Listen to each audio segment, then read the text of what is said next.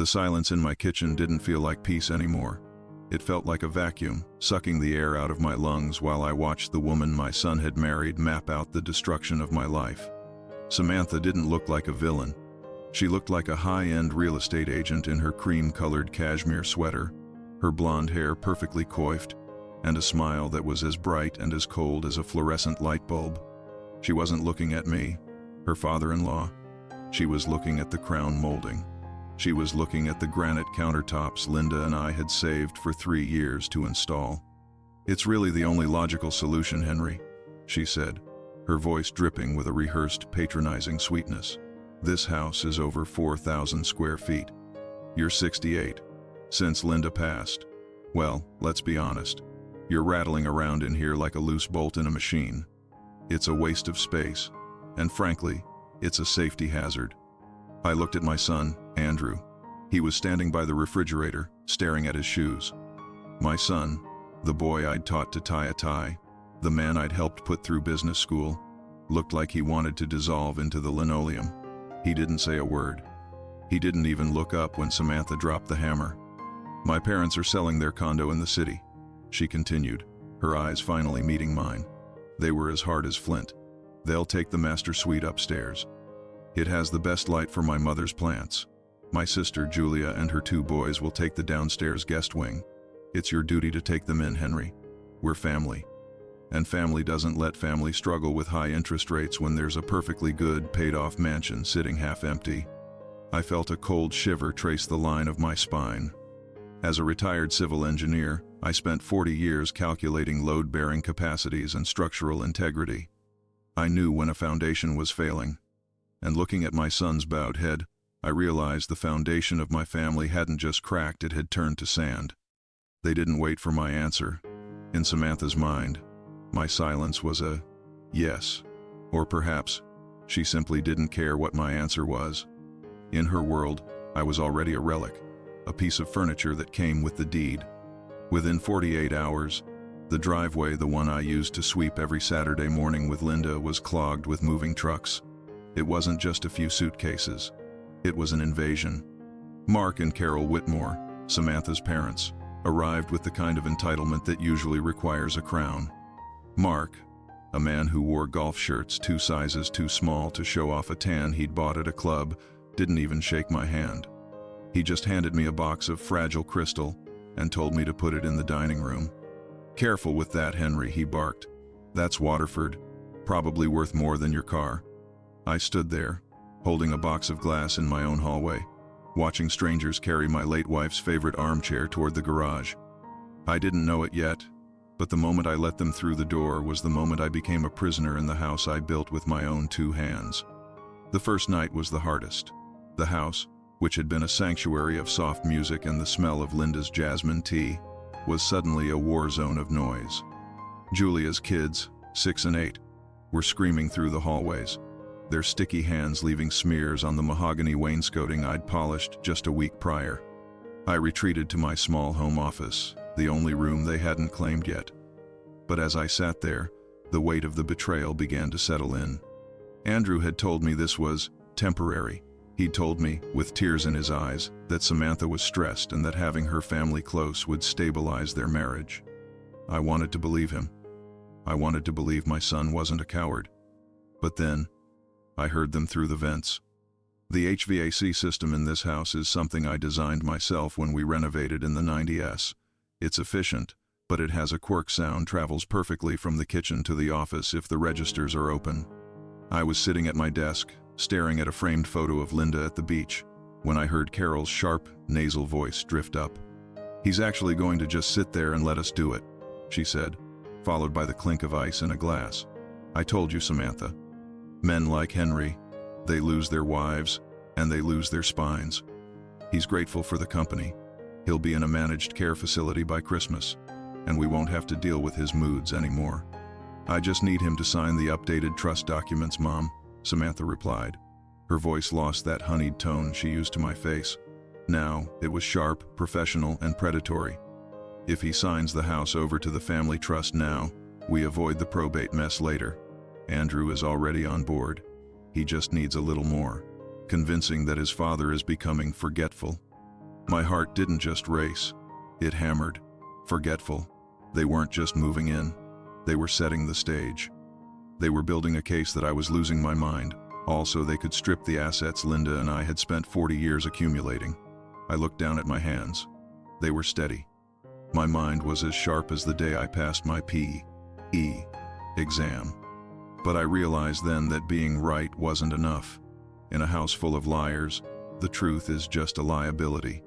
I didn't sleep that night. I walked the halls at 3 a.m., my footsteps muffled by the thick rugs Samantha hadn't yet replaced with modern gray laminate. I ended up in our bedroom, the master suite that I'd been requested to vacate by the weekend so Mark and Carol could have the balcony. I was packing Linda's jewelry box, my heart breaking with every piece I wrapped in silk, when I remembered her words. It was 3 months before she died.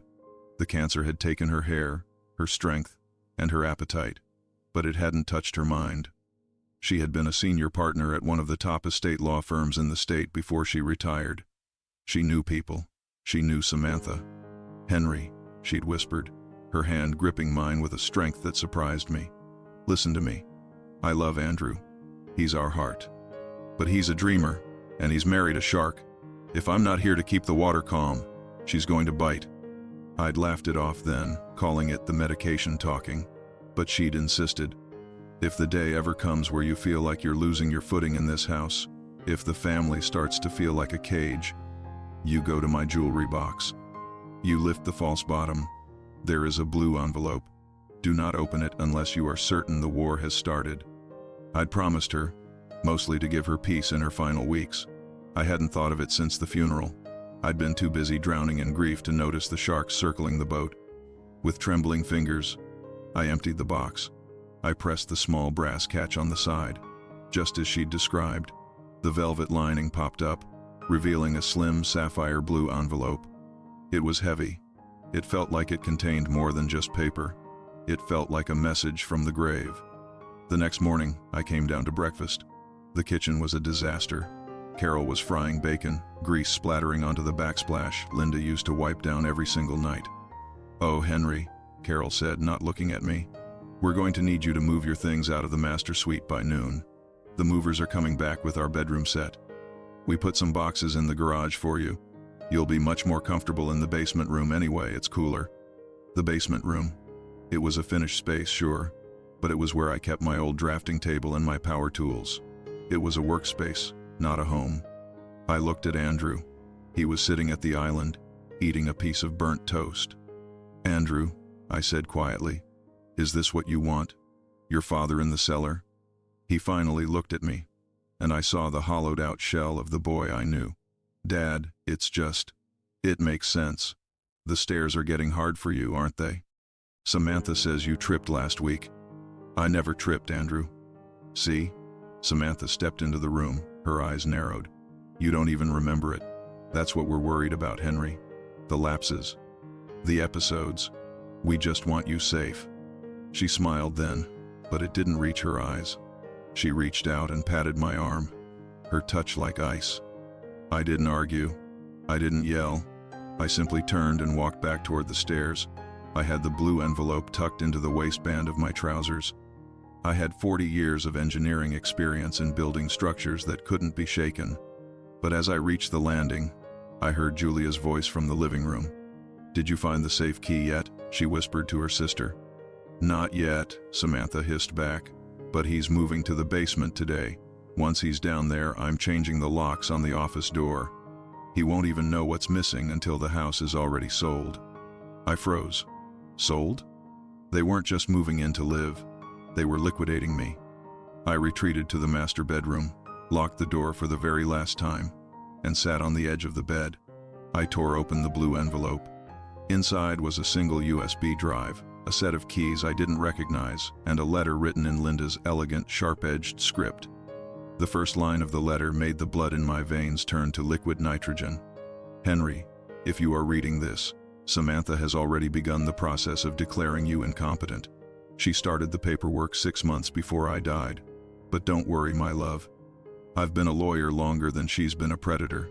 It's time to show her what happens when you try to tear down a house built on solid rock." I stared at the USB drive. I didn't know what was on it yet, but I knew one thing. The man they thought they were burying in the basement was about to become their worst nightmare. I looked out the window and saw a car I didn't recognize parked across the street. A woman was sitting inside, watching my house. She looked familiar, but I couldn't place her. When she saw me looking, she didn't turn away. She simply raised a glass of what looked like tea and nodded.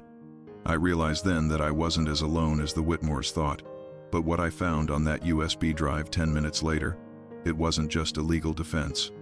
It was a secret that changed everything I thought I knew about my marriage, my son, and the woman living next door. The basement was cold, smelling of damp concrete and the cedar shavings from my old woodworking bench.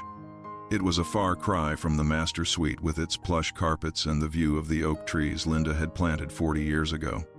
But as I sat on a rickety folding chair, staring at the glowing screen of my laptop, I realized the basement was the perfect place for a man to plan a counteroffensive. I'd spent my career building things massive, immovable structures. I knew that the secret to destroying a building wasn't a sledgehammer. It was finding the one load-bearing point where a single fracture would bring the whole thing down. I plugged the USB drive into my laptop. My hands, usually as steady as a surgeon's, were shaking. A folder appeared on the screen, labeled simply, "The Insurance Policy." Inside were hundreds of files, audio clips, scanned documents, and video files. My breath hitched as I clicked on the first video. The date stamp was from 3 years ago, long before Linda's diagnosis. The camera angle was high, hidden somewhere in the crown molding of our kitchen. In the frame, Linda was sitting at the table, her back to the camera. Across from her was Samantha. They were having tea, but it wasn't a friendly visit. "You're a smart girl, Samantha." Linda's voice came through the speakers, calm and sharp as a diamond. "But you're transparent. You didn't marry Andrew for love. You married him because you saw a family with no debt and a legacy. You thought we were an easy mark." Samantha's laugh on the recording made my skin crawl. It was a sharp, jagged sound. "And yet, here I am. Your son does exactly what I tell him to do. He sees the world through the lens I provide. You can tell him whatever you want, Linda. He won't believe a word of it. He thinks you're just a controlling mother who can't let go." I made sure of that. I closed my eyes, the pain sharp and sudden. I remembered that year. Andrew had become distant, picking fights over things that didn't matter, accusing Linda of meddling whenever she tried to warn him about Samantha's spending habits. I had stayed out of it, playing the neutral party, trying to keep the peace. I didn't know it then, but my peacekeeping was actually abandonment. I had left my wife to fight a war alone in her own kitchen. By morning, the occupation shifted into a new, more aggressive phase. I emerged from the basement to find the hallway lined with black industrial garbage bags. Carol was in the kitchen, her sleeves rolled up, humming a tune that sounded disturbingly cheerful. She was emptying the pantry, Linda's pantry. "Oh, good morning, Henry," she said, not missing a beat. "I hope you slept well. We really had to clear out some of this clutter. Honestly, some of these spices expired in 2022. And those hand-painted ceramic jars, they're such dust magnets. I put them out by the curb. The trash pickup is at 10. My heart stopped. Those jars weren't just ceramics. They were a gift from Linda's sister, a woman she hadn't seen in decades but spoke of with a quiet, aching longing. They were irreplaceable. "Those aren't trash, Carol," I said, my voice low. "Everything is trash if it doesn't serve a purpose, Henry," she replied, tossing a box of Linda's favorite Earl Grey tea into a bag. "You need to learn to let go." Quote, Linda's first saying rest. "New life, new energy." That's what Samantha says. "We're going to repaint the whole downstairs agreeable gray. It'll look much less funereal." I looked out the window. My son was on the lawn, helping Mark set up a massive gas grill, the kind that cost $3,000. Mark was wearing one of my old Dawson engineering hats he'd found in the mudroom. It made my blood boil to see him wearing my life like a costume. I walked out to the curb. The ceramic jars were sitting on top of a pile of old magazines and broken picture frames. I picked them up, my fingers tracing the delicate floral patterns. "Henry, what are you doing?" Samantha was standing on the porch, her arms crossed. She looked like a warden overseeing a yard out. "These were my wife's," I said, holding the jars to my chest. "And now they're in the way," she snapped, stepping down toward me. "Look at you, Henry, standing by the trash, clutching old jars. This is exactly what I was telling Andrew. You're becoming obsessive. You're dwelling on the past. It's not healthy. Give them to me." "No." She froze. The word wasn't loud, but it was solid. "Excuse me?" she hissed. I said, "No, Samantha. These stay with me." She stared at me for a long beat, her eyes calculating. Then, she did something that chilled me more than any scream. She smiled, a slow, pitying smile. "Fine, keep your jars. But don't complain when you don't have enough room for your treasures in that basement. Andrew," she called out, her voice suddenly high and trembling. "Andrew, come here. Your father is having another moment." I watched my son drop the grill cover and jog over, his face etched with a mixture of pity and exhaustion. "Dad, come on," he said, taking me by the arm. "It's just some old jars. Don't make a scene in front of the neighbors. Let's go back inside." As he led me away, I saw Samantha look toward the street. The car from the night before was still there. The woman inside rolled down her window just an inch. She was wearing sunglasses, but she was looking directly at Samantha. Samantha's confidence flickered, just for a second. She looked away quickly, hurrying back into the house. I didn't know who that woman was yet, but I knew she was a crack in Samantha's armor. Back in the basement, I went back to the USB drive. I needed to know the depth of the hole they were digging for me. I found a subfolder labeled Financials. As a civil engineer, I deal in numbers. Numbers don't lie. Structures fail because the math is wrong. And as I scrolled through the bank statements Linda had meticulously gathered, the math of my son's life was a disaster. Samantha had been siphoning money from their joint accounts for years. There were transfers to offshore accounts, payments to a private concierge doctor I'd never heard of, and most disturbingly, a series of large withdrawals from Andrew's 401k. But there was something else, a document titled Letter of Intent. I opened it. It was a draft for a real estate listing, my house. The description didn't mention me. It described a stunning family estate, recently renovated, available for immediate possession. The date on the draft was for 2 weeks from now. They weren't just moving in to live for free. They had already brokered a deal to sell the property under a power of attorney that they were planning to force me to sign. They were going to sell the house, pocket the millions in equity, and put me in a state-run facility before the first snow fell. I felt a surge of cold, analytical rage. They thought I was a crumbling bridge. They thought they could just walk over me. What they didn't realize is that an engineer knows how to use the weight of the enemy against them. I heard a soft tap on the basement window, the one that sits at ground level, partially hidden by the hydrangea bushes. I moved to the window and looked up. The woman from the car was kneeling on the grass. She took off her sunglasses, and my heart stopped. She had Linda's eyes. Not the color, Linda's eyes were green, and hers were a piercing blue, but the shape, the way they crinkled at the corners. "Henry," she whispered through the glass, "don't sign anything, not a single page." "Who are you?" I asked, my voice barely a rasp. "My name is Grace Miller," she said. "I lived next door to your wife's childhood home for 20 years. Linda reached out to me before she died. She told me the vultures would come. She told me to wait for the blue envelope." "You're the woman she talked about," I realized. "The sister she lost." Grace's face clouded with a deep old pain. "Not a sister by blood, Henry, but sisters in a way that matters more. We both survived the same kind of people that are upstairs right now. Linda saved me once. Now, she's asked me to help save you." She handed a small, folded note through the narrow gap in the window. "There's a man named Paul Hargrove. He's an attorney, but not the kind you find in the yellow pages. He deals with special estate matters. Linda has already paid his retainer. You need to get to his office tomorrow morning at 9 a.m. "How?" "They've taken my car keys. They say I'm too confused to drive." Grace smiled, and it was a wolf smile. "Then we'll just have to give them exactly what they want. We'll give them a confused old man. And while they're busy celebrating their victory, I'll be waiting at the end of the block. That evening, I played the part. I came up for dinner and sat at the end of the table, not the head, where Mark was currently carving a roast. I let my hand shake when I reached for the water. I forgot the name of my favorite nephew. I even let Carol correct me when I talked about the year Linda and I got married. "Oh, Henry," she sighed, looking at Samantha with a "see what I mean" expression. "You got married in 79, not 78. Your memory is like a sieve lately." "Is it?" I murmured, staring blankly at my peas. I suppose you're right. Everything feels so foggy." I saw Samantha and Mark exchange a look of pure, unadulterated triumph. It was the look of a predator who thinks the prey has stopped breathing.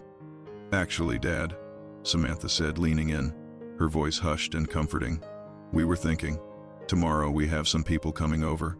Important people. We think it's best if you stay in the basement. We don't want you to get overstimulated. It's for your own good." "The basement," I repeated, nodding like a bobblehead. "Yes. Safe. Quiet." "Good man," Mark said, slapping the table. "We'll bring you a tray. Don't you worry about a thing." I went back to the basement, but I didn't sleep. I spent the night downloading the files from the USB drive onto a secure cloud server Linda had set up. But as I was going through the final folder, one labeled The Whitmore Secret, I found a photo that changed the entire nature of the war. It wasn't a photo of a bank statement or a legal document. It was a photo of a positive pregnancy test, taken 4 months ago, sitting on a marble counter I recognized. It was the bathroom in Samantha and Andrew's apartment. But I knew something they didn't, something Linda had documented in her medical files. Andrew had been diagnosed with permanent infertility after a bout of mumps in his early 20s. He'd never told Samantha. He'd been too ashamed, and Linda had kept the secret to protect his pride, hoping they would eventually adopt. If Samantha was pregnant, the child wasn't Andrew's. And if she was using a pregnancy to manipulate my son into helping her steal my house, then she hadn't just crossed a line. She had declared war on the Dawson bloodline. I looked at the clock. 3 a.m. In 6 hours, I would walk out of this house. And when I came back, I wouldn't be the victim. I would be the wrecking ball. I've spent my life studying the strength of materials. Every substance on Earth has a yield point, the precise moment when it stops being elastic and starts to deform permanently. I reached mine at 8:45 a.m. the next morning. The house was buzzing with the frantic energy of a stage crew before a premiere. Upstairs, I could hear the heavy thud of furniture being dragged across the hardwood. Mark was shouting orders at someone, probably a day laborer he'd hired to clear out the clutter of my life. Carol was shrieking about the feng shui of the living room. They thought I was safely tucked away in the basement, lost in a fog of grief and cognitive decline. They didn't realize that the confused old man was currently shimmying through a narrow hopper window at the back of the coal cellar. My joints ached as I dropped onto the damp mulch behind the hydrangea bushes. I hadn't moved like this in 10 years, but adrenaline is a hell of a lubricant. I stayed low, creeping along the fence line until I reached the edge of the property. Grace Miller was waiting in a nondescript silver sedan 2 blocks away. She didn't say a word as I climbed in. She just handed me a thermos of black coffee and pulled away from the curb. "You look like you've been in a bunker, Henry," she said, her eyes fixed on the rearview mirror. "I have been. It's a war of attrition back there." I took a sip of the coffee. It was bitter, hot, and exactly what I needed. "Tell me about Paul Hargrove. Why did Linda trust him?" Grace steered the car onto the main highway, her expression grim. "Paul doesn't just write wills, Henry. He's a forensic litigator. He specializes in what we call predatory inheritance. 10 years ago, he helped me get my life back after my ex-husband tried to have me committed to take my family's land. Linda saw what he did for me. She knew that if she wasn't around to protect you, you'd need a man who knows how to fight in the dirt. Paul Hargrove's office wasn't in a glass and steel skyscraper. It was in the back of a renovated warehouse in the industrial district, tucked behind a shop that repaired vintage watches. It was the kind of place you only went if you had a secret to keep or a life to save. Paul himself was a man of sharp angles and silver hair, wearing a suit that cost more than my first house. He didn't offer me a seat. He offered me a dossier. "Henry," he said, his voice a low, resonant baritone. "I've been expecting you. Linda sent me a coded email 3 days before she passed. She told me the clock was ticking." He laid out 3 folders on the mahogany desk. Folder 1, the Whitmore history. Folder 2, the financial breach.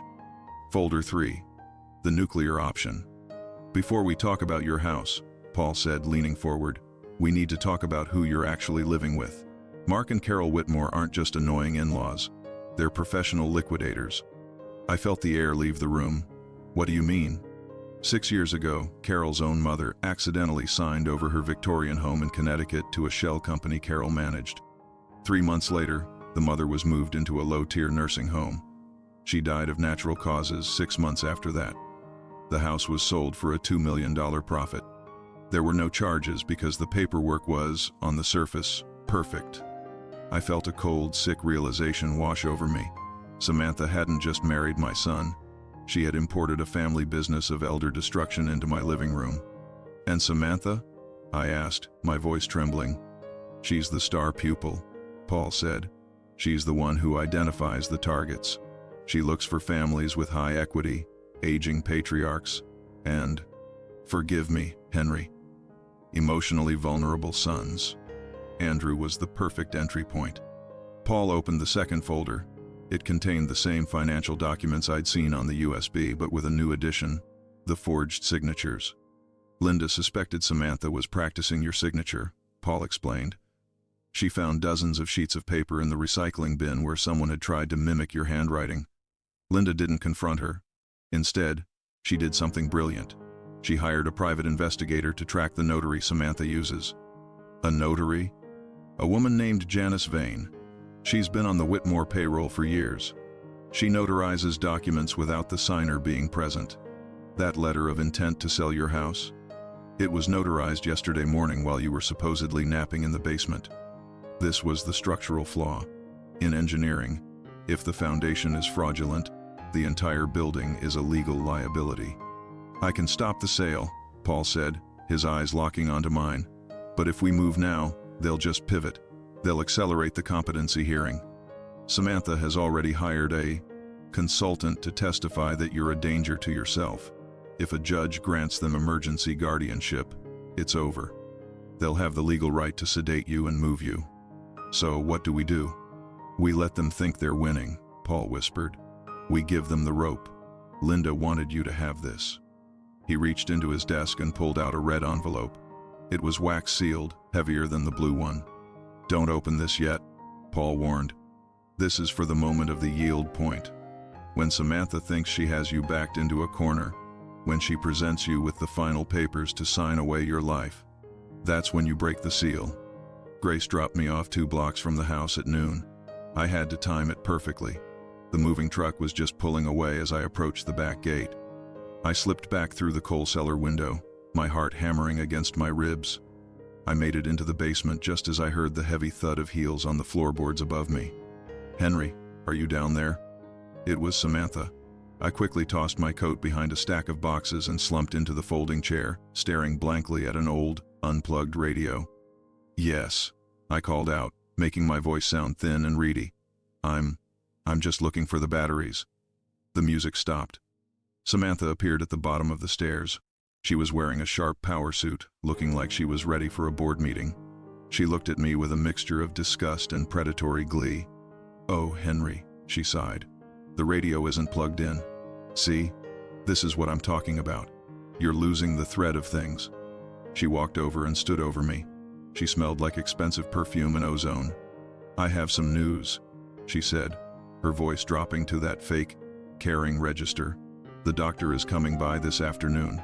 Just for a chat. A friend of the family. He's going to help us get you some better medicine so the fog clears up. Doesn't that sound nice?" I looked up at her, playing the part of the defeated prey. "Medicine? I don't want to go to a hospital, Samantha." "No one is going to a hospital," she lied, her smile widening. "We just want to make sure you're compliant, for your own safety." She turned to leave, but then she stopped. She looked at my old drafting table. On it sat the ceramic jars I'd rescued from the trash earlier. "I thought I told Carol to get rid of those," she muttered. She walked over, picked up the most delicate jar, the one Linda's sister had painted, and held it over the concrete floor. "Samantha, please," I said, leaning forward. "You need to learn that the things you love don't matter anymore, Henry," she said. She opened her hand.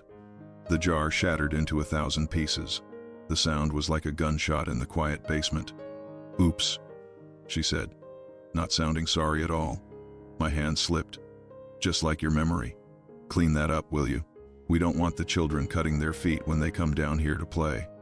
She swept back up the stairs, laughing softly to herself. I knelt on the floor, picking up the shards of the jar. My fingers bled as the sharp edges of the porcelain cut into my skin. But I didn't feel the pain. I felt the clarity. I looked at the red envelope sitting on my workbench.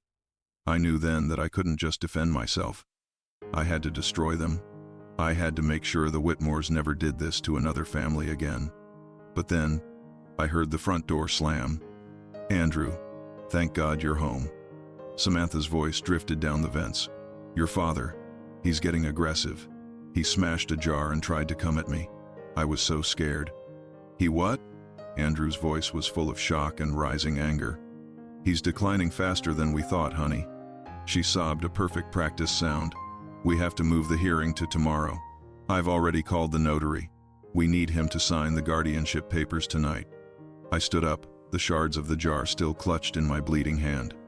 I didn't know it yet, but the doctor Samantha had hired was about to arrive, and he wasn't coming to check my heart. He was coming with a needle and a sedative.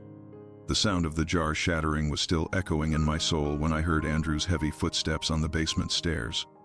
I didn't wipe the blood from my hand. I didn't hide the shards. I stood there, surrounded by the ruins of Linda's history, and waited for my son to look me in the eye. He stopped 3 steps from the bottom. He looked at the porcelain on the floor. He looked at the red smear on my palm. Then he looked at Samantha, who was standing behind him, dabbing at non-existent tears with a silk handkerchief.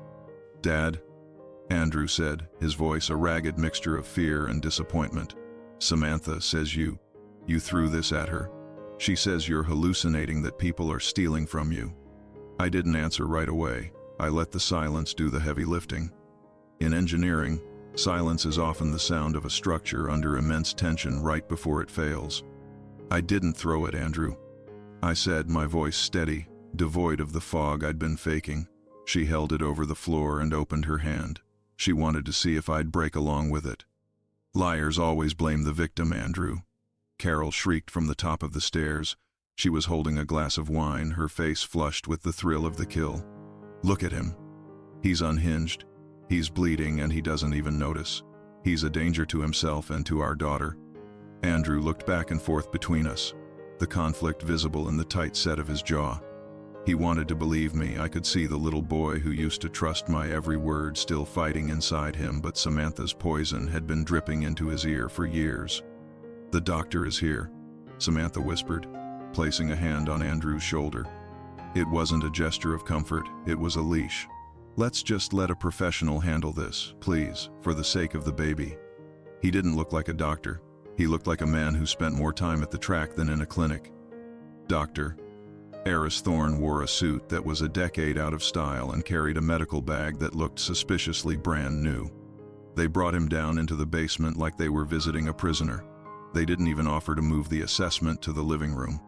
They wanted me in the dark, surrounded by boxes, to reinforce the image of a man who had already been discarded. "Henry, is it?" Thorne said, his voice an oily baritone. He didn't shake my hand. He started shining a penlight in my eyes without asking. "I hear we've been having some trouble with reality lately. Some paranoid ideations, feelings that the family is out to get you." I sat perfectly still. "I deal in facts, doctor, not ideations. My daughter-in-law broke a precious heirloom and lied to my son about it. That is a fact. My son's 401k has been emptied into offshore accounts. That is a fact. And you are not a board-certified psychiatrist. That is a very expensive guess." The room went dead silent. Samantha's eyes widened. She hadn't expected the confused old man to bite back with such precision. Thorne cleared his throat, a flicker of nervousness crossing his face. "Aggression and denial. Very common in the early stages of Lewy body dementia. Andrew, I'm going to recommend an immediate sedative to keep him calm while we process the emergency guardianship. We can't have him hurting anyone tonight. A sedative? Andrew stepped forward. Is that really necessary? He's just upset. He's a ticking time bomb, Andrew, Samantha hissed. Do you want him to have another episode while I'm sleeping, while the baby is at risk? She turned to Thorne. Do it, doctor. Thorne reached into his bag and pulled out a pre-filled syringe. My heart began to thud against my ribs, not with fear, but with the cold calculation of an engineer. I had one card left to play before I opened the red envelope. It was a card that would either save my life or ensure I never woke up to see the sunrise. Andrew, I said, my voice dropping to a whisper. Look at her. Look at Samantha's face right now. Andrew looked. Samantha wasn't looking at me with concern. She was looking at the needle with a terrifying, hungry anticipation. She was leaning forward, her breath shallow. She wasn't a wife worried about her father-in-law. She was a vulture watching the last twitches of its meal. Wait, Andrew said, his voice gaining a sudden, unexpected edge. Doctor, put the needle down for a second. Andrew, don't be weak, Carol barked from the stairs. This is for his own good. I said, put it down, Andrew roared. For the first time in years, the house felt like mine again. The authority in my son's voice made even Mark flinch. Andrew walked over to me. He knelt down, ignoring the porcelain shards. He took my bleeding hand in his. Dad, if you're in there, if you're really okay, tell me something only we know. Something Samantha couldn't have told me. I looked into my son's eyes and saw the flickering light of the man I had raised. The summer you were 8, I whispered. We went to the lake. You were afraid of the water because you thought there were monsters in the weeds.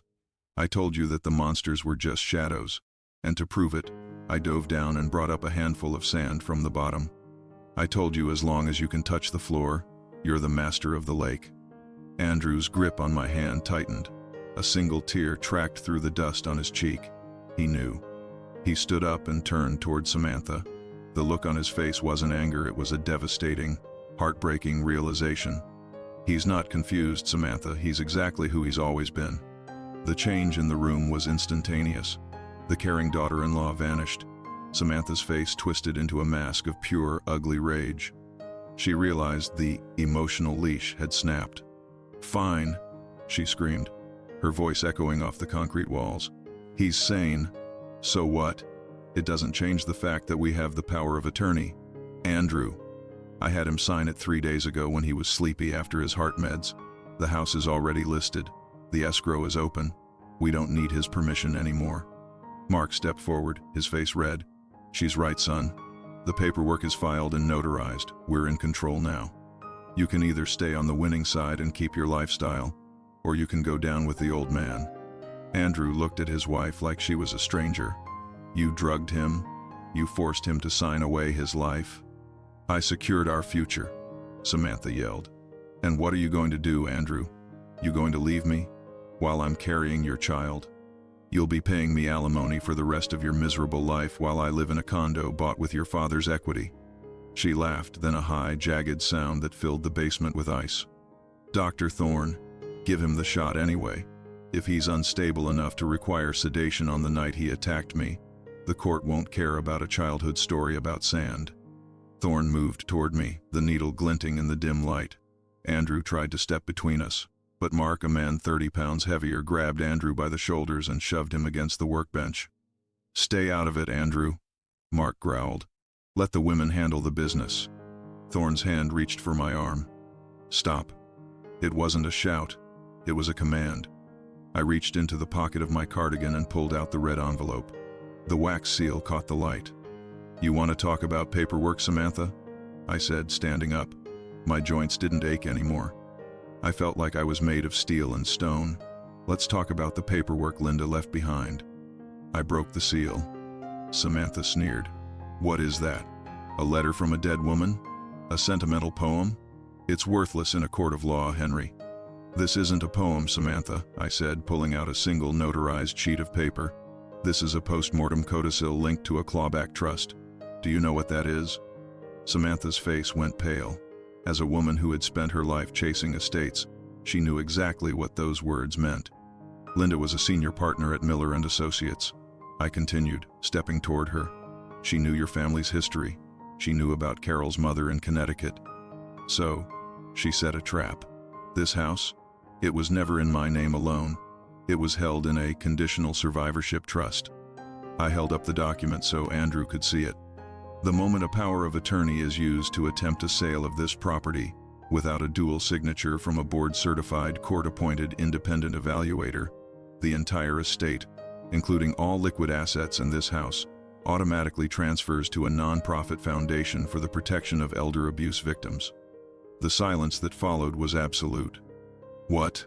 Carol whispered, her wine glass slipping from her hand and shattering on the floor. "In other words," I said, my voice cold and hard, "the second you listed this house for sale, Samantha, you didn't become a millionaire. You became a trespasser. You triggered a clause that stripped the family trust of every single cent. You have no house. You have no money. And according to the forensic accounting Linda's firm has been doing for the last 4 years, you have no future." Samantha looked at Mark. She looked at Thorne.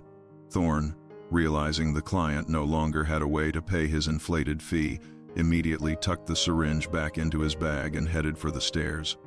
"I'm not part of this," Thorne muttered, disappearing into the darkness. "You're lying," Samantha screamed, lunging for the document in my hand. "Give me that. It's a fake. You're just trying to scare me." Andrew stepped in her way, his hand out. "It's over, Samantha." "It's not over," she shrieked. "I'm pregnant, Andrew. You can't do this to me. You can't leave your child with nothing." I looked at my son. I saw the pain in his eyes, the desperate hope that at least the child was real. "Andrew," I said softly, "open the second flap of the envelope." Andrew reached into the red envelope and pulled out a small, translucent folder. Inside was a medical report. "That's from the concierge doctor Samantha has been seeing," I said. "The one she's been paying with your 401k money. Read the paternity results, Andrew. She had the test done 10 weeks ago. She just didn't think you'd ever see the results." Andrew opened the folder. He read the lines. He read the name of the father, a name I didn't recognize, but one that was clearly not his. The sound that came out of my son wasn't a cry. It was a low, guttural moan of a man whose entire world had just been revealed as a hall of mirrors. He looked at Samantha. She didn't even have the grace to look ashamed. She just looked angry that she'd been caught. "You were a means to an end, Andrew." She spat, her voice cold and dead. "You were boring, and your family was rich. That was your only value." Andrew turned away from her. He looked at me, his face old beyond his years. "Dad," he whispered, "what have I done?" "You didn't do this, son," I said, pulling him into a hug. "You were a bridge that was under too much weight. But bridges can be rebuilt." I looked over his shoulder at the Whitmores. Mark was already backing toward the stairs. Carol was hysterical, trying to find her phone. "You have 10 minutes to get your things," I said. "Grace Miller is waiting at the top of the driveway with the sheriff. If you're not out by then, you'll be leaving in handcuffs for attempted medical fraud and elder coercion." They scrambled. They ran up the stairs like rats fleeing a flooding hold. But as the basement went quiet, I looked at the red envelope again. There was one more piece of paper inside. A small, handwritten note from Linda, dated the day before she died. "Henry, the house is just the beginning. The real revenge isn't taking their money. It's letting them think they escaped. What happened next changed everything." I looked at the note, then at the camera hidden in the clock on the wall. The war wasn't over. I had just finished the demolition. Now, it was time for the reconstruction. And the Whitmores were about to find out that a civil engineer never leaves a job half done. The flashing blue and red lights of the sheriff's cruiser painted the front of my house in rhythmic, jarring colors, a disco of disgrace. I stood on the porch, my hands shoved deep into the pockets of my cardigan, watching the Whitmore family crawl out of my front door like insects exposed when you flip over a rotting log. Mark went first, carrying a flat-screen TV he'd tried to claim was his, only to have the deputy check the serial number and find it matched the one I'd bought for Linda's birthday 2 years ago. He looked small. Without the country club swagger and the borrowed authority of his daughter's manipulation, he was just a middle-aged man in an ill-fitting polo shirt. his face sallow in the twilight. Carol followed him, her arms full of designer handbags she'd likely bought with Andrew's money, her eyes darting toward the neighbors who were now standing on their lawns, watching the fall of the House of Whitmore with a mixture of shock and morbid curiosity. Then came Samantha. She didn't look like a woman who had just lost everything. She walked with her head held high, her eyes fixed on the car.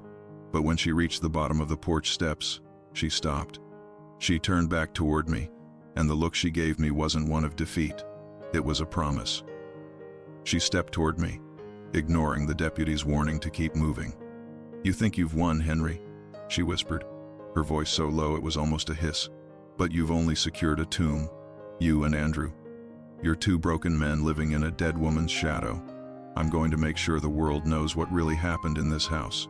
I'm going to tell the court, you're abusive. I'm going to tell them you drugged me. I'm going to spend every dime of the Whitmore reserves to make sure you never have a peaceful night's sleep again." I didn't blink. I didn't let her see the tremor in my chest. I just reached into my pocket and touched the cold metal of the USB drive.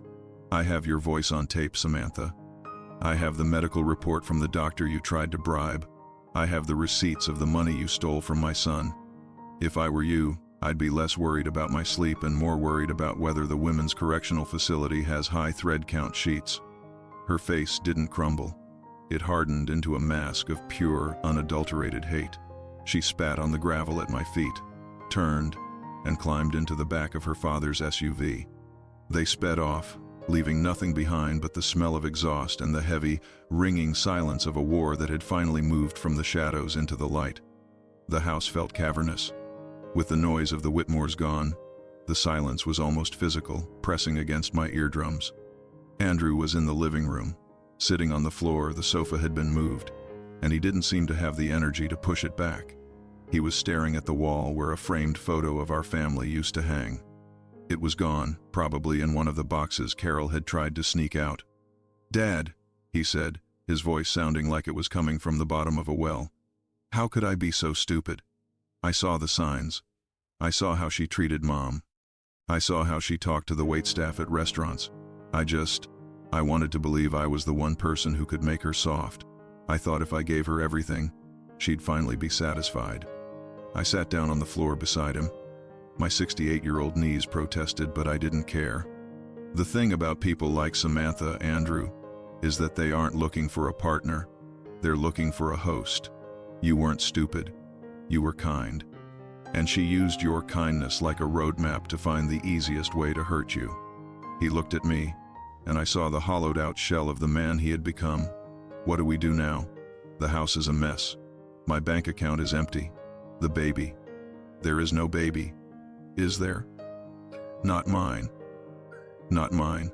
Not mine. We rebuild, Andrew. That's what Dawsons do. We're engineers.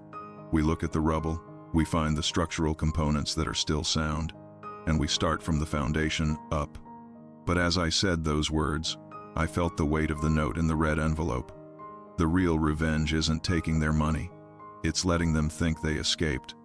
Linda hadn't just wanted them out of the house.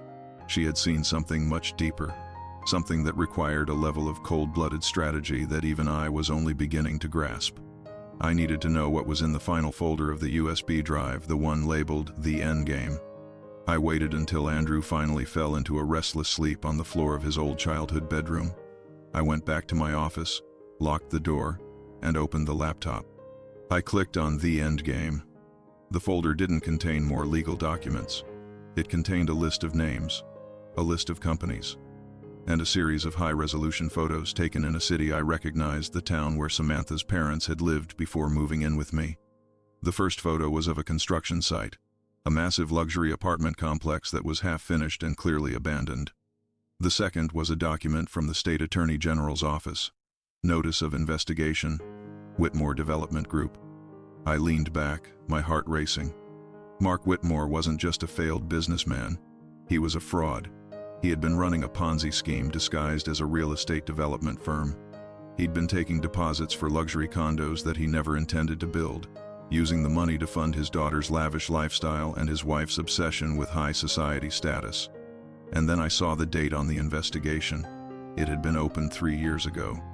Linda had found it. She'd used her connections at the law firm to dig into the Whitmores long before they ever set foot in our home. She knew they were broke. She knew they were desperate.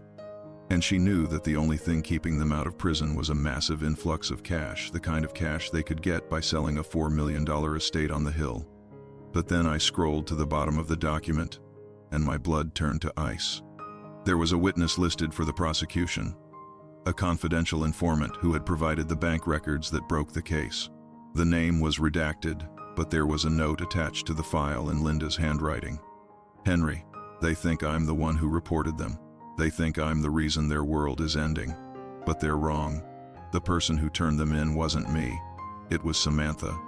I stared at the screen, unable to process the level of betrayal.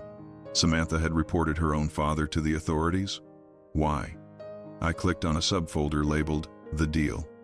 Inside was a signed agreement between Samantha Whitmore and the district attorney. In exchange for providing evidence against her father's fraudulent business, Samantha would be granted full immunity. But there was a catch. She had to provide a restitution payment of $500,000 to avoid her own charges of being an accomplice. Everything clicked. The move into my house. The urgency to declare me incompetent. The forged signatures. Samantha didn't just want my house to be rich. She needed the equity from my home to buy her own freedom.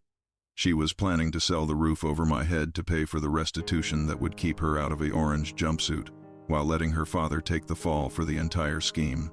She was going to sacrifice her own parents to save herself, and she was going to use my life as the currency. I was still reeling from the discovery when my phone buzzed. An unknown number. I shouldn't have answered it. It was 2 a.m., but something told me that the night wasn't done with me yet. Hello? Henry, a voice said. It wasn't Samantha. It was a man low, smooth, and dangerous. I hear you've had a busy night. I hear the Whitmores are looking for a new place to stay. Who is this? My name is Julian Vane. I'm the someone else you should have been worried about. You see, Samantha didn't just owe the government $500,000. She owed me $2 million. I was the primary investor in her father's little condo project, and I don't care about trusts, and I don't care about red envelopes. I felt a cold sweat break out on my forehead. What do you want? I want the house, Henry. Samantha promised me the deed as collateral for a private loan. I have a paper, signed by her with your power of attorney, giving me a lien on that property. Now, I can go through the courts and tie you up for the next 10 years, or you can be a reasonable man. She didn't have the right to sign that, I said, my voice shaking. The trust. The trust is a clever piece of legal work, Vane interrupted, but I have men who don't read law books, they read floor plans. And I know your son is in that house tonight. I know where he's sleeping. I looked at the door of my office. My son was 10 yards away, finally finding peace, while a monster was on the phone telling me he knew exactly where to find him. What do you want? I repeated, my voice a whisper. I'm coming over tomorrow morning. We're going to have a talk about reconstruction. And Henry, don't call the sheriff. I have 3 of his deputies on my payroll. They're the ones who didn't show up tonight. He hung up. I sat in the dark, the blue light of the laptop reflecting in my eyes. I had thought the battle was over. I had thought the Whitmores were the villains, but they were just the front. The real rot was deeper, and it was coming for my front door in 6 hours. I looked at the red envelope again. There was one last scrap of paper at the bottom. I hadn't seen it before. It was a phone number and a name. The cleaner. The clock on my office wall didn't tick anymore. It throbbed. Every second was a pulse of ice water through my veins. I looked at the scrap of paper, the cleaner, and the 10-digit number scrawled in Linda's frantic final handwriting. My wife had been a senior partner in estate law, a woman who lived by the book. But this felt like a chapter from a book she had never let me read. I picked up the receiver of the landline, my fingers cold as marble. I dialed. My mind was already calculating the variables. In engineering, when a structure is under catastrophic stress, you don't look for more support. You look for the release valve. If Julian Vane was the pressure, I needed someone who knew how to let the air out of his world. The phone didn't ring. It simply opened. Henry, a voice said. It was dry, like old parchment, and utterly devoid of emotion. I've been expecting this call for 4 years. Linda said you'd wait until the last possible second. You always were the optimist. Who is this? I whispered, my eyes darting toward the office door, making sure Andrew was still asleep. My name is Elias. To the Bar Association, I don't exist. To people like Julian Vane, I am the shadow that eats their lunch. Linda defended my brother in a case that should have ended in a life sentence. She didn't just get him off. She saved his soul.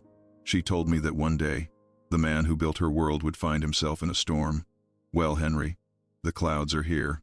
Vane is coming at dawn, I said, the words tumbling out. He has a lien. He has the police. He's threatening my son. Julian Vane is a predator, Henry. But he's a predator built on a foundation of stolen sand, Elias said. He thinks he has a lien on your house. What he doesn't know is that Samantha didn't just sell you out to him, she sold him out to the feds. She's playing both sides of the board, trying to use Vane's muscle to clear the house so she can flip the property and disappear before the investors realize the money is gone. I don't care about the money, I hissed. I care about my son's life. Then do exactly what I tell you. Go to your basement. Behind the water heater, there is a loose cinder block. Behind that block is a fireproof box. In that box is a set of files that Julian Vane would kill to keep hidden. They are the original deeds to the Whitmore development condos, the ones that were actually built on toxic landfill. If those documents go to the EPA, Vane doesn't just lose his money. He loses his life in a federal penitentiary. I felt a jolt of electricity. Linda knew? Linda knew everything, Henry. She was the one who hid the documents. She told me that the day Vane showed his face was the day you were to hand them over, but not to the police. To him. You're going to give him a choice. The house, or his life. The sun began to bleed over the horizon, casting long, jagged shadows across the driveway. It was 5:45 a.m. I had retrieved the box. Inside were the blue-tinted architectural plans and the environmental reports. They were damning. The chemical levels alone were enough to trigger a massive class-action lawsuit that would bankrupt Vane 10 times over. I woke Andrew. I didn't give him the confused old man routine. I sat him down in the kitchen, pushed a cup of coffee into his hands, and told him the truth. All of it. The Whitmores, the fraud, the lien, and the man coming for our lives. My son looked at me, and for the first time, he didn't look at me with pity. He looked at me with the same respect I'd seen him give the towering skyscrapers we used to visit when he was a boy. He's coming for us, isn't he, Dad? He's coming for a house, Andrew. He doesn't realize he's walking into a demolition zone. The sound of tires on gravel announced the arrival. Not one car, but 3. The black SUVs pulled into the driveway with the clinical precision of a tactical team. Julian Vane stepped out of the lead vehicle. He was tall, dressed in a charcoal suit that looked like it was made of shark skin, and he carried a briefcase like a weapon. But he wasn't alone. Samantha stepped out of the second car. She was wearing a trench coat and oversized sunglasses, looking like she'd already stepped into her new life. She looked at the house with a hunger that was almost feral. She'd come to watch the final eviction. She'd come to see me broken. I opened the front door before they could knock. I stood on the porch, Andrew behind me, his hand resting on my shoulder. Henry, Julian Vane said, his voice as smooth as a velvet shroud. I assume you've had a chance to process our conversation. I have the papers. I have the notary. And I have 3 gentlemen in the cars who are very eager to start moving your furniture into the street. You have a lien based on a fraudulent power of attorney, Julian, I said, my voice projecting with the authority of a man who has spent 40 years commanding construction crews. It won't hold up in court for 5 minutes. I don't have 5 minutes for court, Henry, Vane replied, stepping onto the first porch step. I have a business to run. This house is the collateral for a very large, very overdue debt. Samantha here tells me you're having memory issues. Maybe you forgot that you gave her the right to handle your affairs. Samantha stepped up beside him, a cruel smirk tugging at the corners of her mouth. Just sign the deed transfer, Henry. Make it easy. If you do, Julian might let you take your car. If you don't, well, I hear the local shelters are quite crowded this time of year. I looked at her. You sold him a lie, Samantha. You told him the trust was broken. You told him the house was clear. The house is clear, she snapped. I saw the papers Carol found. You saw what Linda wanted you to see. I said. I turned my gaze back to Vane. Julian, you're a man of business. Let's talk about the Harbor Point development, the one with the sinking foundation and the arsenic in the soil. Vane froze. The color didn't leave his face. It seemed to leach out of the very air around him. The smooth, dangerous confidence evaporated, replaced by a rigid, terrifying stillness. What did you say? I have the environmental reports, Julian. The ones you thought were destroyed in the office fire 3 years ago. The ones that prove you knew the land was toxic before you sold those units to 300 families. I held up a single blue folder. I didn't know it yet, but the look on Samantha's face in that moment, the realization that she had tethered her fate to a man I was about to sink, was better than any court judgment. Where did you get those? Vane hissed, his hand moving toward the inside of his jacket. From a woman who was 10 steps ahead of you even while she was dying, I said. Now, here is how this works. You are going to sign a full release of that lien. You are going to hand over every scrap of paper Samantha gave you. And then, you are going to take your cars and your men, and you are going to leave this property. If you ever come back, if you ever so much as breathe in my son's direction, these files go to the State Attorney General and the EPA simultaneously. He's bluffing, Julian, Samantha yelled, her voice cracking with desperation. He's an old man. He's trying to scare you. Just take the house. Shut up, Samantha, Vane growled, not looking at her. He was staring at the folder in my hand. He knew. He was a shark, and he'd just realized he was swimming in a tank full of depth charges. The files, Vane said. I want the originals. You'll get copies when I see the notarized release, I countered. The originals are in a safe deposit box that will be opened by my attorney if I don't check in every 24 hours. My wife was a lawyer, Julian. She built a dead man's switch into this family's safety. You can't kill your way out of this one. Vane stood there for a long minute, the silence stretching so tight I thought the air would snap. He looked at Samantha, and for the first time, I saw the predator's gaze turn on her. She saw it too. She took a step back, her face turning the color of ash. She told me you were a senile old fool, Henry, Vane said, his voice a low rumble of thunder. She told me this would be a clean sweep. She's the one who suggested the lien. She's the one who told me you'd crumble if I threatened the boy.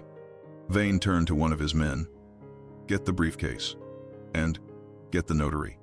The next 30 minutes were a masterclass in legal dismantling. Under the watchful eye of the sheriff, who had arrived just as Vane's notary was signing the release, thanks to a perfectly timed call from Elias, the lien was dissolved. The debt was canceled. But as Vane prepared to leave, he turned back to me.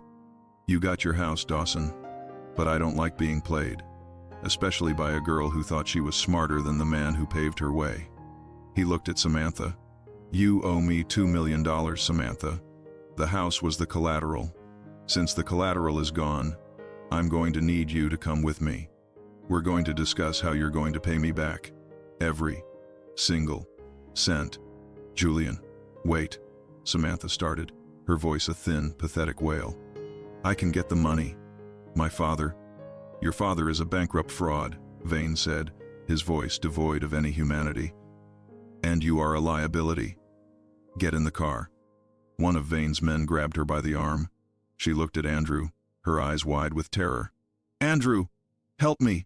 Please. I'm pregnant. Think of the baby.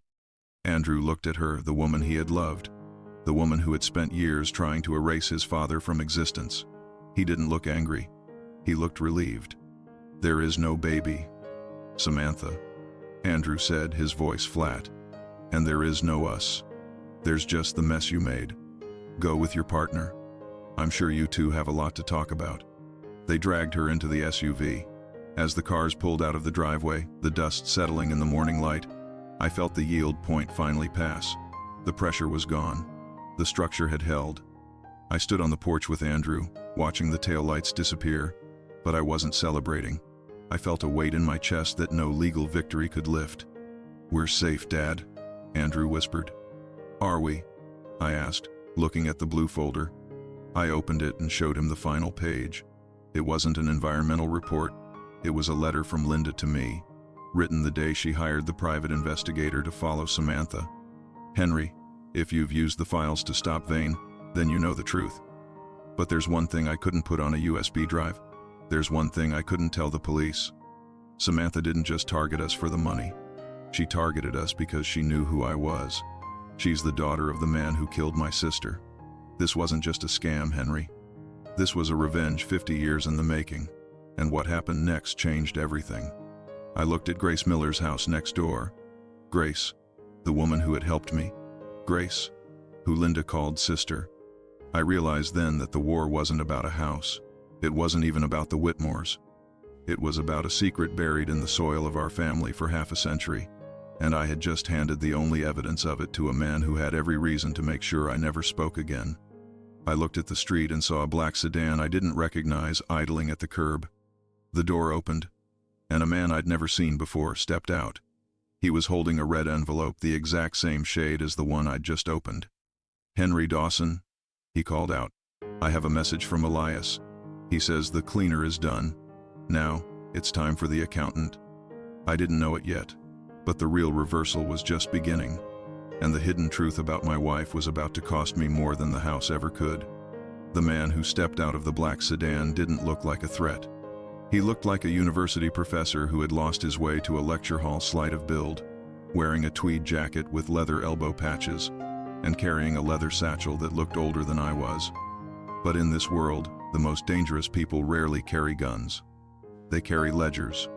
"Mr. Dawson," he said, his voice a dry rasp that reminded me of rust on a gate.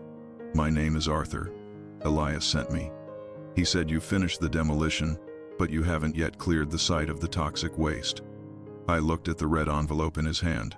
It was the same shade as the one Linda had left me, but the seal wasn't wax. It was a digital strip, a tamper-evident seal used by high-end forensic firms.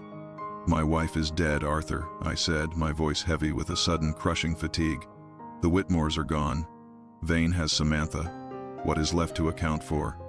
Arthur looked past me at the house, the structure I had spent my life maintaining, the walls that had just witnessed a war. "The Whitmores didn't come for your house because they were greedy, Henry.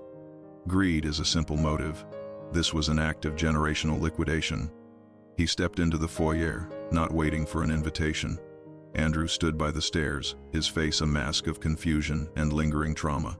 Arthur didn't acknowledge him. He walked straight to the dining room table, the same table where Samantha had tried to force me to sign away my life, and laid out the contents of his satchel. "Linda didn't just hire me to watch the money," Arthur said, his eyes finally meeting mine. "She hired me to find out why Mark Whitmore's father, Silas Whitmore, spent 30 years trying to bankrupt the Patterson family." I felt the room tilt.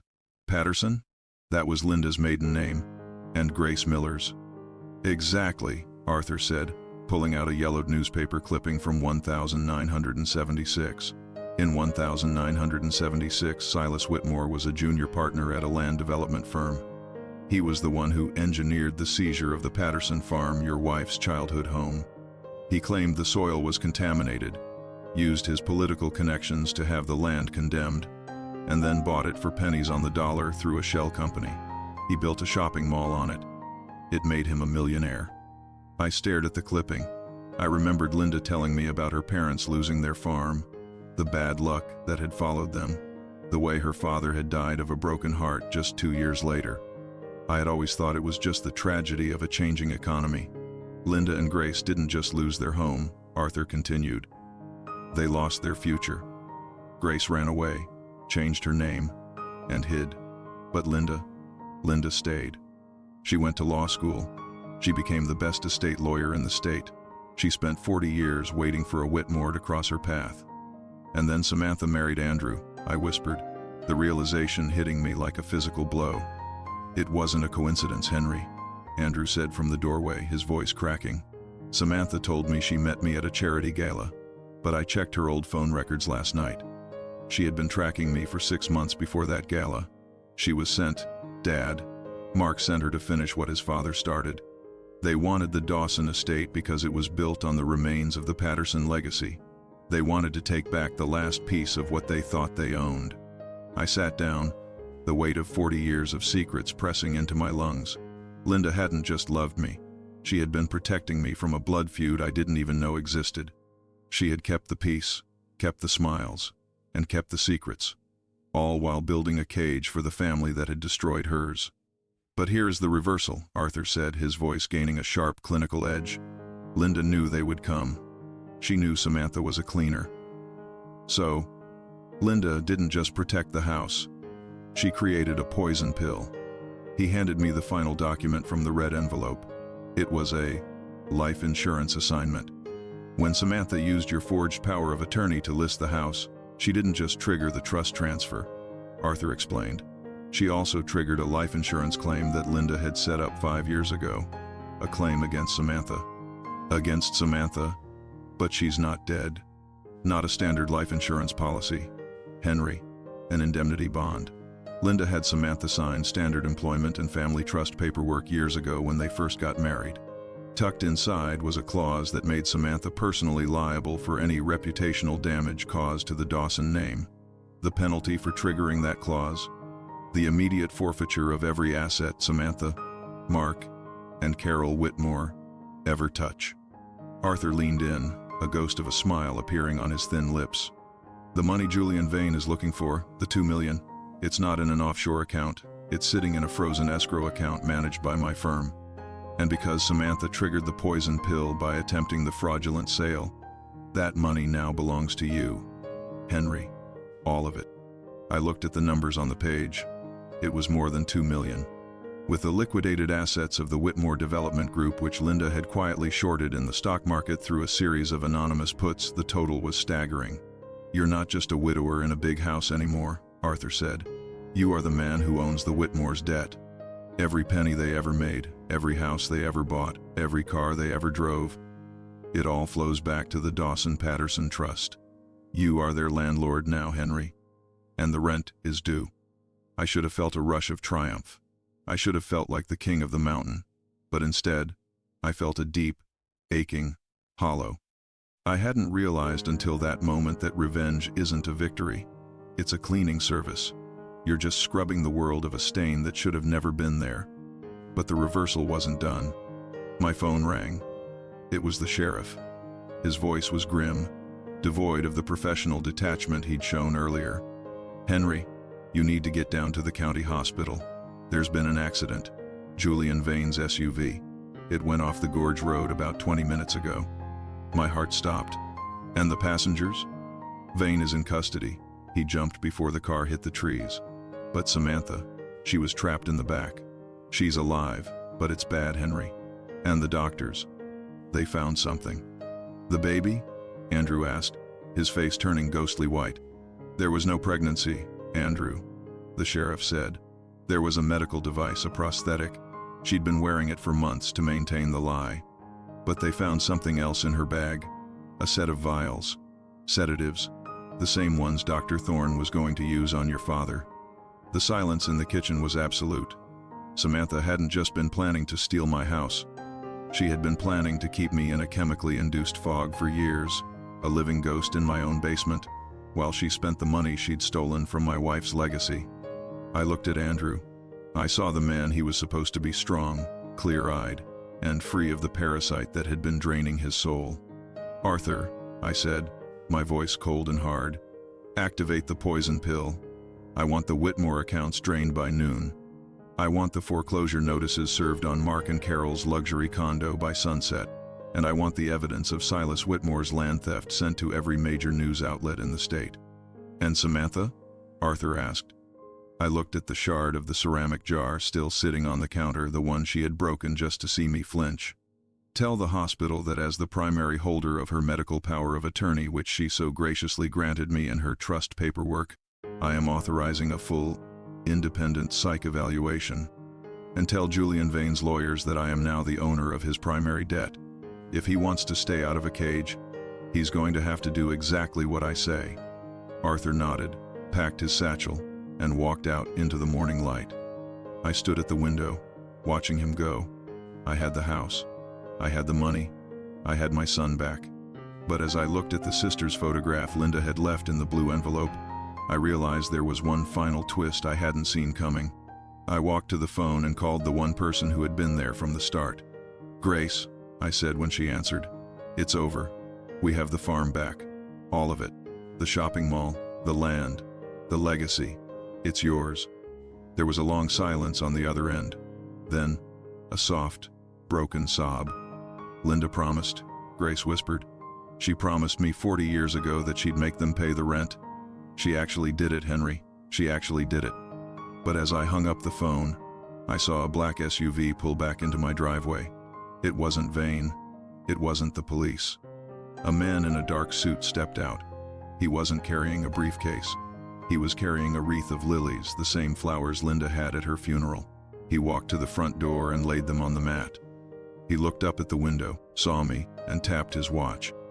The clock is still ticking, Henry, he mouthed.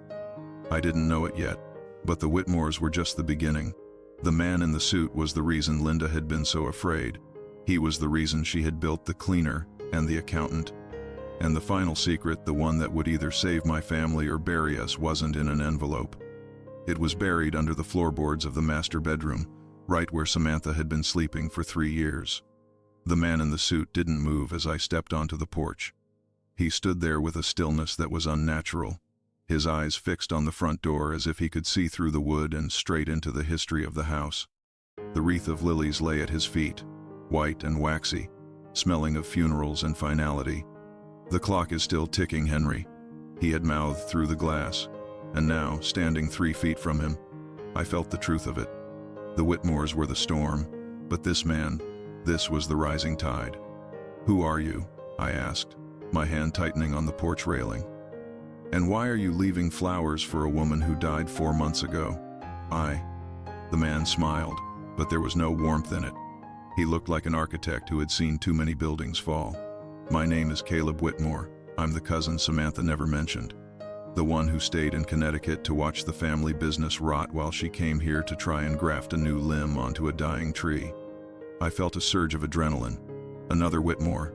If you're here for the house, you're late. Your family is in the wind, and your cousin is in a hospital bed with a police guard. I'm not here for the house, Henry, Caleb said, stepping back into the light. And I'm not here for Samantha. I'm the one who gave Linda the environmental reports from 1976. I'm the one who told her that my grandfather, Silas, didn't just steal the Patterson farm, he buried something under it. Something that makes that shopping mall the most expensive mistake in the state's history. He reached into his jacket and pulled out a small, tarnished silver key. Linda told me that if you made it this far, if you survived the occupiers, I was to give you this. She said you'd know what to do with it. She said it was time to check the foundations of the master bedroom. He dropped the key into my hand. It was cold, smelling of earth and old metal. The clock is ticking, Henry, because the statute of limitations on the Patterson theft expires in 48 hours. If you don't find what she hid, the Whitmores win by default. Even from the wreckage of their lives, they'll keep the mall, the land, and the legacy. Is that what you want? Without waiting for an answer, he turned and walked back to his sedan. As he pulled away, I looked down at the key. It wasn't for a door. It was for a vault. I didn't tell Andrew about the key right away. I watched him sleep for another hour, his face finally free of the tension that had defined his marriage. He looked like the boy I used to take camping, peaceful, dreaming of things that weren't built on lies. When the sun was high enough to cast long golden fingers through the windows, I went to the master bedroom. This room had been my sanctuary for 35 years. It was where Linda and I had discussed our dreams, where we'd mourned our losses, and where she had spent her final days. Moving back in felt like trespassing on a ghost's territory. The smell of Samantha's expensive, artificial perfume still lingered, a floral mask over the scent of cedar and old books that belonged to my wife. I pulled back the heavy rug Samantha had insisted on, a modern, gray thing that looked like static. I began to tap on the floorboards, listening for the change in pitch. I'm an engineer. I know the sound of a hollow space. I know the rhythm of a secret. I found it near the corner of the built-in wardrobe, a 3-foot section of oak that didn't thud. It echoed. I didn't have the tools upstairs, so I used the claw of a hammer I'd brought from the basement. I pried. The wood groaned, the nails shrieking as they were forced out of the joists. Beneath the floorboards, tucked between the insulation and the subfloor, was a heavy iron box. It was rusted, bearing the seal of a defunct mining company from the 1920s. The silver key fit the lock perfectly. Inside wasn't money. It wasn't jewelry. It was a soil core sample, a 12-inch cylinder of earth encased in a vacuum-sealed glass tube. Beside it was a laboratory report, dated the 14th of July, 1976. I read the report, and the world finally made sense. Silas Whitmore hadn't condemned the Patterson farm because the soil was toxic. He'd condemned it because the soil was extraordinarily valuable. The report showed a concentration of rare earth minerals, the kind used in modern electronics, the kind that were worth 10 times more than a shopping mall in 2026. Silas had faked the toxic report to drive the Pattersons out, then built the mall as a placeholder, waiting for the technology to catch up so he could discover the minerals on his own land decades later. But Linda had found the original sample. She'd spent 40 years keeping it hidden, waiting for the moment when the Whitmores were at their weakest to reveal that their entire fortune was built on a crime that could now be proven with a single tube of dirt. I realized then that Linda hadn't just been playing defense. She had been holding the ultimate weapon. She hadn't just wanted to save our house. She wanted to return the Patterson name to its rightful place as the owners of the very earth the Whitmores stood on. I called Paul Hargrove and Arthur the accountant at 8 a.m. By noon, the legal machinery was moving with a terrifying, silent speed. Because the toxic report from 1976 had been used to facilitate a government seizure of the land, the discovery of the fraudulent sample triggered an immediate judicial reversion. In the eyes of the law, the sale to Silas Whitmore was void ab initio from the beginning. The shopping mall, the land it sat on, and the millions of dollars in lease payments collected over the last 50 years didn't belong to the Whitmore Development Group. They belonged to the surviving heirs of the Patterson estate, Linda and Grace. I sat in the kitchen with Andrew and Grace Miller, now Grace Patterson Miller, as Paul laid out the final documents. "Henry," Paul said, his voice thick with emotion, "because Linda left everything to you in a survivorship trust, you and Grace are now the majority shareholders of the most valuable undeveloped land in the tri-state area. The Whitmores aren't just broke. They owe the state, the federal government, and the Patterson heirs back payments for 50 years of illegal occupancy." Grace was crying, her hands trembling as she touched the glass tube containing the soil of her father's farm. "She did it, Henry. She actually got the land back. She spent her whole life being a Dawson just so she could be the Patterson who won." Andrew looked at me, a slow, sad smile spreading across his face. "She was the best engineer of us all, wasn't she, Dad? She built a bridge across 40 years of lies." "She did, son. She built a bridge we could finally walk across." The cleanup was clinical. Mark and Carol Whitmore were served with foreclosure notices that evening. They didn't even have enough money left to hire a lawyer to contest it. Their luxury condo was seized by the state to cover the initial restitution payments to the Patterson Trust. I heard later that Mark had tried to sell his country club membership for cash, only to find out he'd been expelled for conduct unbecoming after the news of the real estate fraud hit the papers. They ended up in a 2-bedroom rental in a part of town they used to mock, living on a meager Social Security check and the bitter taste of their own failure. Samantha survived the accident, but the Samantha who walked into my house was gone. The physical injuries were extensive, but the psychological collapse was total. When she realized that the poison pill had triggered and that I was now the owner of the very debt she had used to try and destroy me, she stopped fighting. She accepted a plea deal for the forgeries and the medical fraud, sentenced to 5 years in a minimum security facility. I visited her once, a week before we moved. She sat behind the glass, looking pale and fragile in her orange jumpsuit. She didn't look like a shark anymore.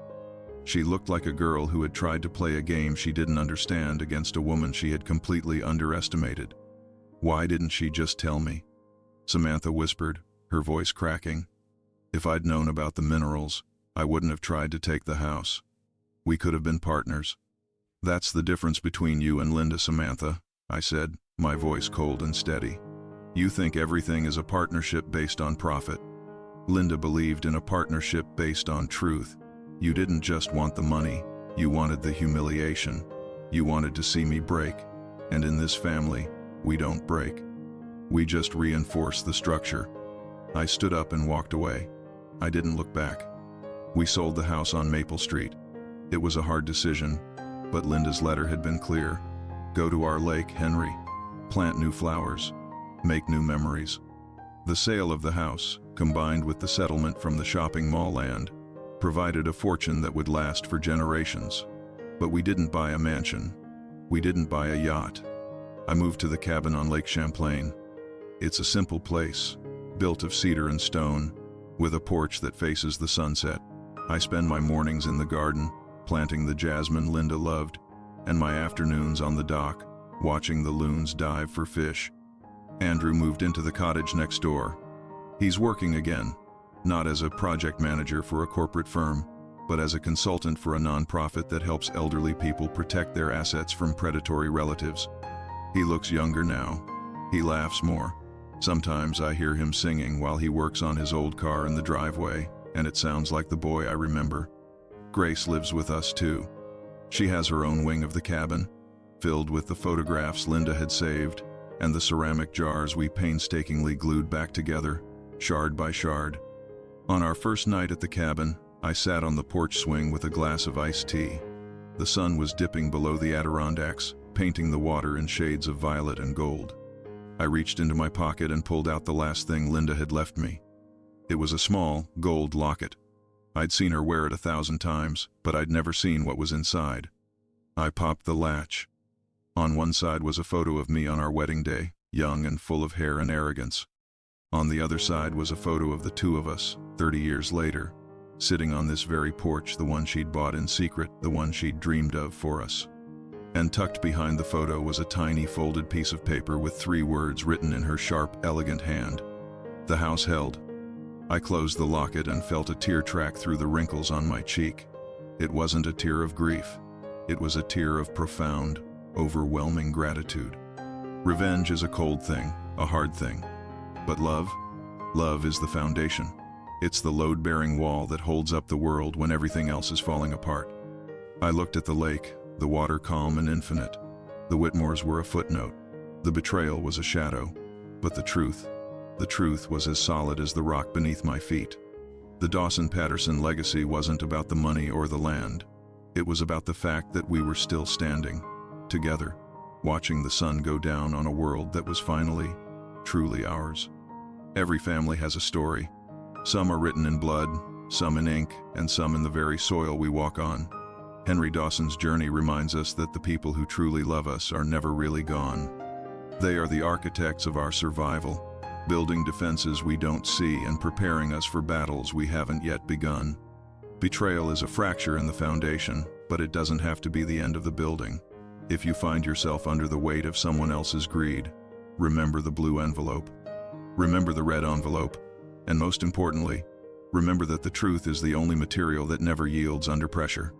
If you've enjoyed this journey of justice and redemption, don't forget to like and subscribe to Family Revenge Stories. Your support allows us to continue sharing these tales of the human spirit's resilience. Have you ever discovered a secret that changed your family forever? Have you ever had to fight for what was rightfully yours? Share your story in the comments. Let's build a community where the truth is the strongest structure of all. Until next time, keep your foundation strong and your heart open. My name is Henry Dawson, and my house finally held.